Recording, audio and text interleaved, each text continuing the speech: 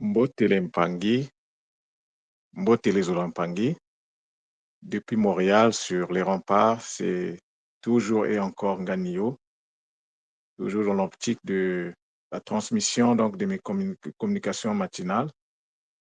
Alors, c'est vraiment un plaisir, un bonheur de ma part de me présenter une fois de plus avec humilité devant vous dans le cadre donc de ces communications.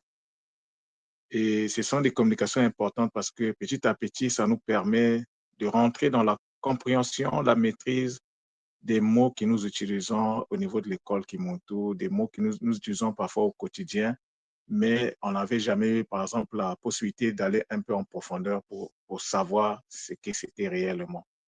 Donc, je me fais donc ce plaisir-là de revenir sur certains mots que nous avons au niveau des Congolos.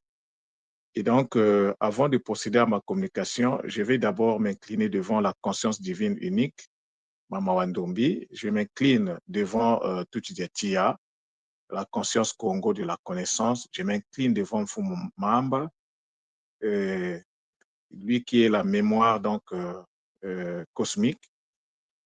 Je m'incline devant Mama Mayangi pour la guidance, pour la force. Je n'oublie pas Mfumu Kimbangu pour toutes les grâces qu'il ne cesse de déverser sur nous, afin de nous donner la force de continuer d'aller de l'avant dans le Kisalo pour lequel nous nous sommes incarnés. Je n'oublie pas les autres dimensionisations de la source et je n'oublie pas également de façon spéciale Mfumu Swadi Kimbazi, qui est notre longue et notre Ntumwa, donc le Longi et le Ntumwa de l'école initiatique Kimuntu, pour le travail qui ne cesse d'abattre afin de nous montrer le chemin que nous devons suivre à travers donc, ces enseignements. Et donc, vous les Mpangi qui prenez le temps de m'écouter chaque matin, quand vous en avez la possibilité, je m'incline également devant vous pour vous manifester donc ma reconnaissance par rapport à ça. Alors, ce matin, on va parler du Kinzutu. C'est un mot qu'on utilise souvent au niveau de l'école. Et ce mot-là, on l'utilise souvent pour faire référence à un soin que nous avons au niveau de l'école Kimuntu, qu'on appelle le Kinzutu. Mais moi, je ne vais pas aborder dans ce sens-là. Moi, je vais généraliser le Kinzutu et je vais essayer un peu d'expliquer ce mot-là. Donc, lorsque nous prenons le mot Kinzutu, nous avons trois sons. Nous avons le Ki, nous avons le Nzu, nous avons le Tu. Mais le Ki ici est un peu détaché. Il est un peu détaché. Et la fonction du Ki ici, bien sûr que le Ki veut dire interconnexion donc de l'énergie divine unique, mais le Ki ici joue un rôle joue une fonction en fait. Et la fonction que le Ki joue ici, on peut donc le comprendre dans le sens d'énergie. Donc le Ki, ça veut dire énergie, ça veut dire science, ça veut dire également unité, ça symbolise également l'unité. Alors, le Ki ici, moi, j'ai l'habitude maintenant de l'associer à un art. Mais l'art, c'est quoi? L'art, ce sont des règles, des connaissances des lois qui s'appliquent à une activité, à une action quelconque, donc à une science quelconque. Quand quelqu'un fait de la musique a des règles, la musique a des lois, la musique a ses réalités. Et donc, celui qui fait la musique doit respecter, doit appliquer ces réalités-là par rapport à la musique. Et donc, moi, je trouve que le terme de art, ça me parle beaucoup plus. Mais l'art, c'est en fait fait référence à une activité. Et lorsque nous parlons de l'art, on a l'activité donc qui concerne cet art-là. Et nous avons des règles ou les connaissances qui sont liées à cette activité. Et à côté de ça, nous avons ce qu'on appelle l'application donc de ces règles-là, de ces connaissances ou de ces lois. Donc, lorsqu'on parle de l'art, il y a trois éléments qui se dégagent. L'activité elle-même, les règles de cette activité et l'application de ces règles. Donc, nous avons ici décliné les Makuku Matatu dans ce mot-là. Donc, l'art, c'est en fait un savoir. L'art, c'est une connaissance pratique. Non pas seulement tu connais, mais tu connais les lois et tu es capable d'appliquer ces lois-là, de respecter ces lois-là pour permettre donc à ta connaissance de pouvoir se magnifier. Alors, lorsqu'on parle donc du Kinzutu, alors pour moi, le Kinzutu, c'est donc, le Nzutu ici, j'ai oublié de vous dire ça dès le début. Nzutu, c'est le mot Congo pour dire le corps physique.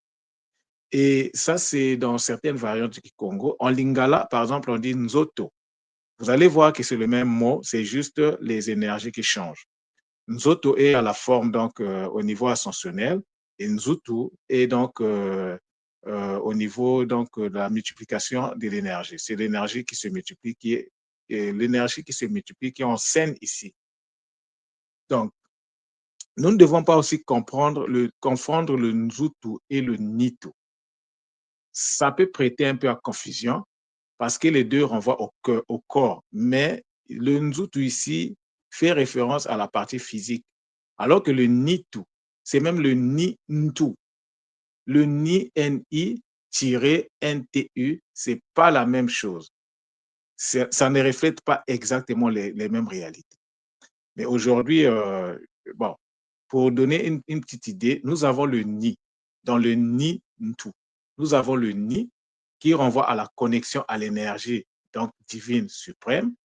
Et nous avons le Ntu qu'on appelle aussi la base de données ou l'ADN.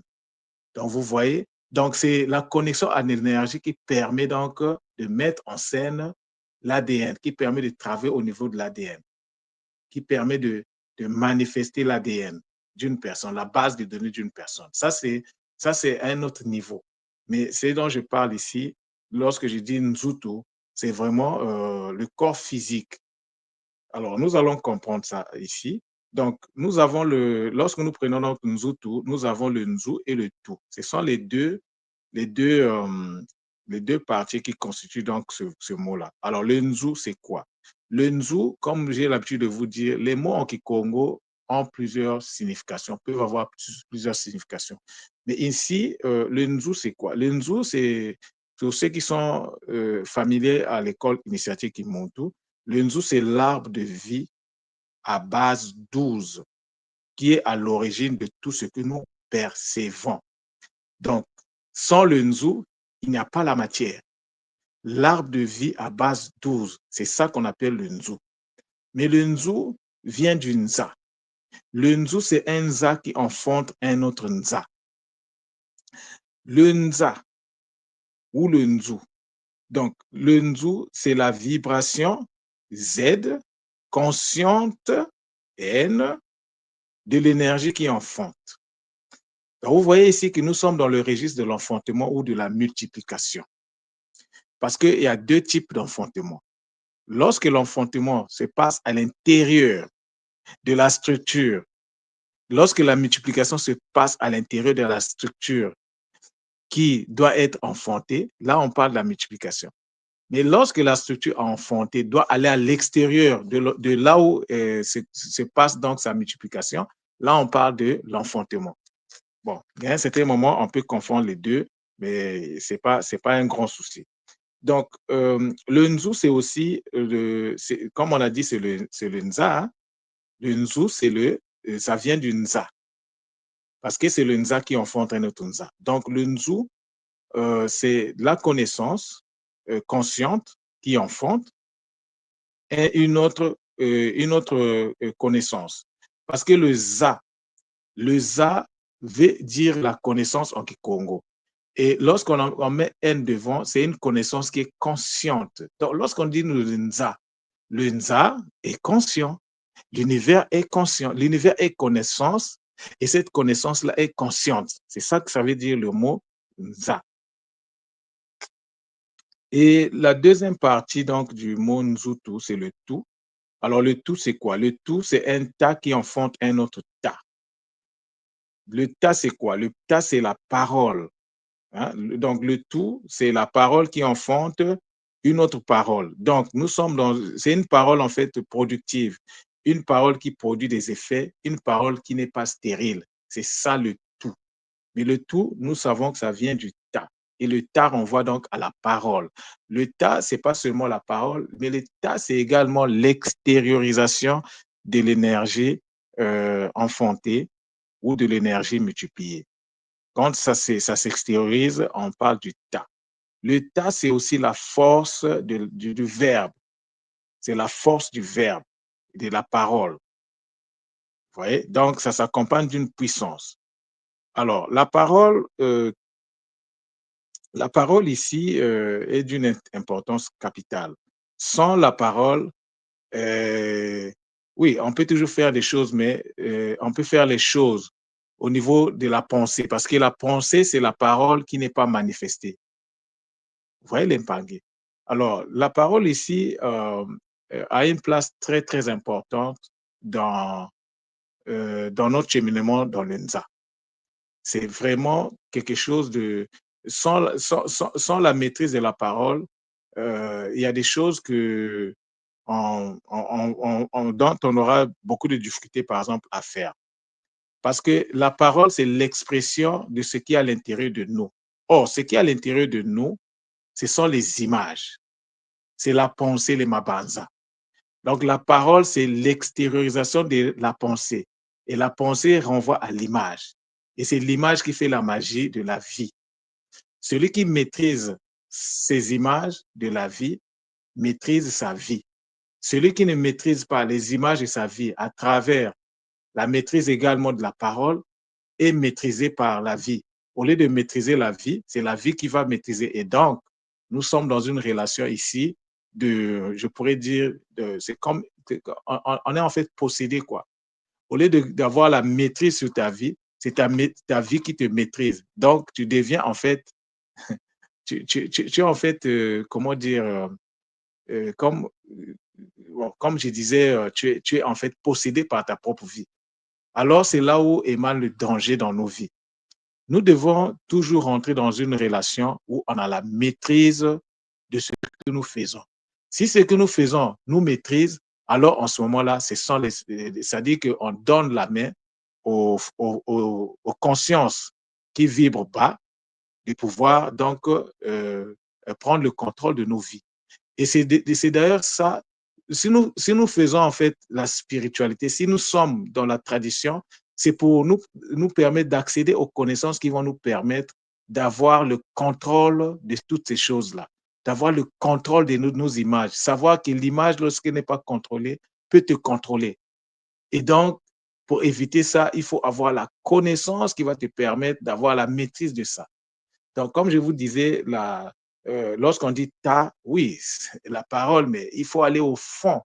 Il faut aller voir qu'est-ce que ce mot-là, en relation avec d'autres mots, en relation avec d'autres concepts, qu'est-ce qu'on peut aller y retirer. Vous voyez l'impact. Donc, le Nzutu ici, c'est une connaissance consciente qui enfante une autre connaissance consciente. Vous voyez l'impact. Donc, le Nzutu, c'est une externalisation, donc une projection externe de l'énergie qui enfante. Et cette énergie qui enfante est issue de la vibration consciente de la dite énergie. C'est-à-dire que le Nzu, dans le Nzu, le terme Nzu, le Nzu va vibrer de façon consciente.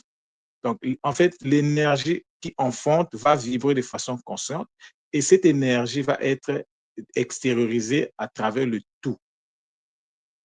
C'est ça le Nzutu. Et c'est ça qui nous permet, en fait, d'avoir le corps que nous avons. Le corps physique vient de là. Le corps physique que nous disposons vient de là. C'est pour ça que je me suis permis de vous faire la petite nuance entre le Nitu et le Nzutu. Lorsqu'on parle, par exemple, du Nitu, le Nitungi, le Nitu Congo, ce ne sont pas des choses, en fait, euh, que, que tu peux toucher, que tu peux voir. Oui, tu peux le voir lorsque tu développes en fait tes sens. Lorsque tu développes le sens de la vue, tu peux le voir. Lorsqu'on te donne les techniques pour voir ton Nitungi, tu peux le voir, le Nitungi. Mais si tu n'as pas la connaissance par rapport à ça, tu ne peux pas, c'est impossible. Tu ne feras même pas, même si tu le vois, tu ne sauras pas que c'est ça. Ouais, l'impact. Donc, euh, alors, donc ce que je disais donc au niveau du NITU, c'est ça. Le NITU Congo, C'est un nitu qu'on ne voit pas. C'est quelque chose de subtil.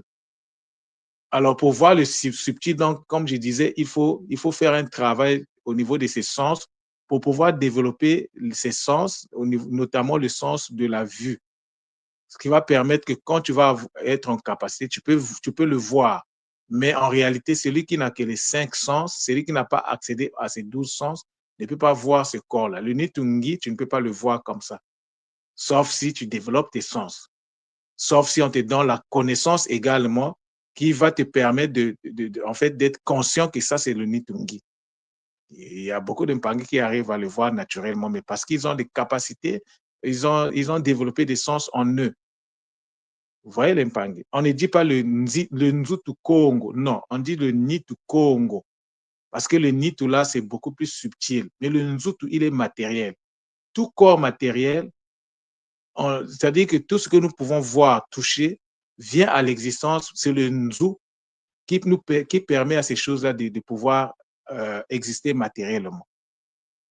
Donc, le Kinzutu, nous ne devons pas, nous devons pas seulement, lorsqu'on dit Kinzutu, on reste bloqué au niveau du soin donc, que tout le monde nous donne par rapport à la purification sexuelle. Non. Le Kinzutu, c'est plus que ça. Le Kinzutu, en fait, c'est l'art de prendre soin de soi, l'art de prendre soin de son corps physique à partir duquel tu vas faire un kisalo dans le nza, et ce kisalo-là va te permettre la construction de ton nitu Congo,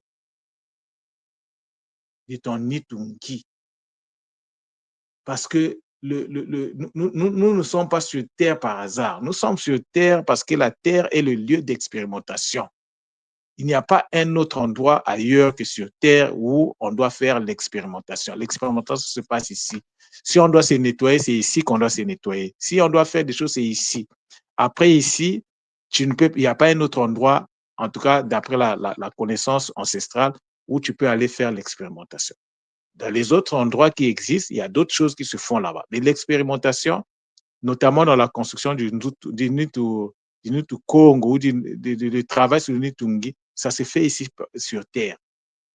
Donc, nous sommes dans la matière, nous sommes dans l'expérimentation. Et ce n'est pas nous, en fait, qui expérimentons, c'est le divin qui expérimente à travers nous. C'est pour ça que nous devons en fait, euh, créer les conditions pour permettre au divin d'expérimenter, donc de s'expérimenter à travers nous, en partant peut-être du point zéro vers le point le plus élevé, en partant des énergies du bas donc des énergies qui vivent au bas, le divin va l'expérimenter, et à travers le Kisalu que nous allons faire, l'expérimentation va évoluer vers des énergies de haute fréquence. Vous voyez l'impact. Donc, ce que nous faisons sur Terre, tout ce que nous faisons sur Terre est d'une importance capitale. Alors, cette communication-là, je ne vous fais pas cette communication-là par hasard. Nganio ne fait pas les choses par hasard. Si j'ai fait cette communication sur le Kinzutu, parce que je suis en train, en fait, de travailler sur ça. Je suis en train de travailler sur ça. J'ai reçu des éléments. J'ai reçu des éléments qui m'ont été transmis. Et donc, je suis en train de travailler sur la structure de mon Nitu Congo. Mais en parallèle, je travaille également avec eux. En fait, j'ai des éléments ici que peut-être d'autres personnes n'ont pas encore à l'école, qui me permet en fait de faire un travail sur des soins en fait qu'on appelle le Kinzutu. Mais ce n'est pas ce soin-là que tout me donne. Oui, ça fait partie. Mais celui que je fais ici, il est générique. Il est générique. Donc, comme je disais, le Kinzutu, c'est l'art, en fait, c'est une connaissance qui nous permet, en fait, de faire un travail sur nous afin de permettre, donc, de nous libérer de certaines entraves énergétiques, afin de permettre de nous libérer des énergies denses, afin de supprimer certaines énergies denses et de nous permettre de nous élever dans notre Kisalo, dans notre cheminement, dans la construction de notre Nitu Congo. C'est sur ça que je suis en train de travailler. Et donc, c'est pour moi une petite façon de vous faire un petit coucou. Et lorsque les choses seront évoluées, Je vais vous revenir là-dessus. Mais ce soin, parce que c'est un soin qui sera disponible en son temps, ne pourront accéder à ce soin-là tous les, en fait, pas seulement ce soin, tout ce que le centre Nongo propose. Si à la base, il n'y a pas l'activation cérébrale, le Mpangi ne peut pas accéder à ça. La base, c'est l'activation cérébrale. Ou si le Mpangi a déjà fait la méthode Mbo et qu'il maîtrise bien ces techniques sur la méthode Mbo, Mbo 1 minimum. Mais si tu n'as pas fait ça, on sera obligé de commencer par là pour pouvoir donc accéder aux. C'est vraiment tout un programme que je suis en train de faire ici. Et je me rends compte que c'est quelque chose que les Bakulu sont en train de développer à travers le centre Nungu qui va vraiment nous rendre beaucoup de services. Les outils ne doivent pas être des outils uniformes. Les outils on doit avoir plusieurs types d'outils parce qu'on est plusieurs types de personnes. Il y a des gens avec une méditation, ça passe. D'autres personnes, ça ne passe pas par rapport à sa nature. Donc, il va falloir qu'on puisse diversifier les outils et que chacun, dans cette diversification, puisse trouver son compte. C'est le sens du travail que le centre Nungu est en train de faire, toujours dans l'optique de l'ancrage, de la stabilité. Parce que c'est ça le point focal de tout ce que je fais, c'est pour nous emmener à nous enraciner en profondeur dans ce que nous sommes en train de faire. Et cela demande de l'énergie. Tu ne peux pas construire un corps énergétique si tu ne disposes pas de l'énergie nécessaire. Si tu as des trous énergétiques autour de toi, autour de ton Nitungi, ce n'est pas évident que tu disposes de l'énergie pour te construire énergétiquement. Parce que le Nitu Congo, c'est une construction énergétique. Alors nous devons nous rassurer que nous avons tous les éléments qui vont nous permettre de contribuer à cela. Et le Nitu, le Kinitu doit également être bien formalisé, bien sécurisé. Sinon, ça risquera de nous provoquer des complications. Donc, nous devons en fait sortir de cette mécanicité qui nous, qui nous reflète très souvent en prenant les choses par rapport à un seul aspect. Quand on dit qu'il nie tout, si je dis qu'il nie tout, beaucoup de gens vont souvent penser aux soins qui sont liés donc à la purification sexuelle, alors que c'est pas seulement de ça dont il est question.